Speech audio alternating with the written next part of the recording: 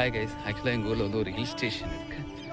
அது ரொம்ப சின்னதாக தான் இருக்கும் அந்த மலை வந்துட்டு. இப்போ அதில் தான் இருக்கேன். ஆக்சுவலாக அந்த இவ்வளோ தான் இருக்குது.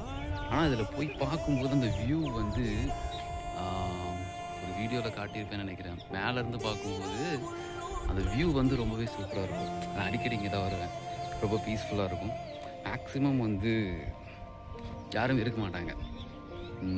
எப்போயாவது ரொம்ப லோன்லியாக இருந்துச்சு அப்படின்னா, சாட்டர்டே சண்டே லீவ்லாம் இருந்துச்சு பார்த்தீங்கன்னா, நான் இங்கே வருவேன். வந்துட்டு புக்ஸ் படிக்கலாம், இல்லை சும்மா பீஸ்ஃபுல்லாக உட்காந்துட்டு போகலாம். வந்துக்கோங்களேன், ரொம்பவே நல்லாயிருக்கும்.